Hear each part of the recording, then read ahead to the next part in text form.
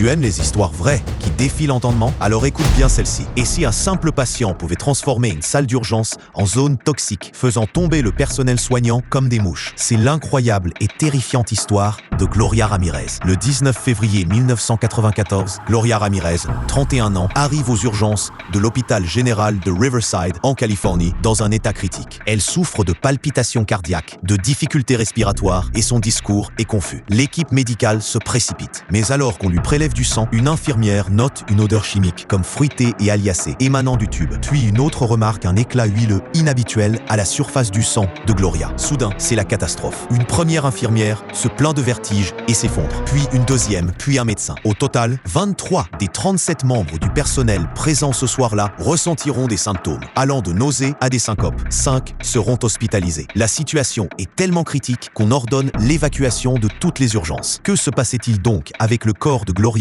pour provoquer une telle réaction en chaîne? Le personnel, encore valide, équipé de combinaisons de protection, tente désespérément de la sauver. Malgré leurs efforts, après 45 minutes de réanimation, Gloria Ramirez est déclarée morte. La cause officielle, insuffisance rénale liée à son cancer du col de l'utérus avancé. Mais cela n'explique pas les malaises en série. Les enquêteurs en matière dangereuse investissent l'hôpital. Ils cherchent des traces de gaz toxiques, de produits chimiques, mais ne trouvent rien de concluant dans la salle d'urgence. L'autopsie de Gloria, réalisée dans une chambre spéciale avec un équipement de protection maximale, ne révèle initialement rien d'anormal pouvant expliquer la contamination. La théorie la plus relayée par la suite suggère une réaction chimique en chaîne rarissime. Gloria aurait utilisé du diméthylsulfoxyde, DMSO, un dégraissant parfois utilisé comme remède alternatif qui se serait transformé en diméthylsulfate, un poison extrêmement puissant à cause de l'oxygène administré. Mais cette théorie reste contestée, laissant planer le mystère. Le corps de Gloria a-t-il réellement émis des fumées toxiques mortelles? L'affaire de la Toxic Lady reste l'un des cas médicaux les plus étranges et débattus. Qu'en pensez-vous? Partagez votre théorie en commentaire et abonnez-vous pour d'autres histoires qui dépassent l'entendement.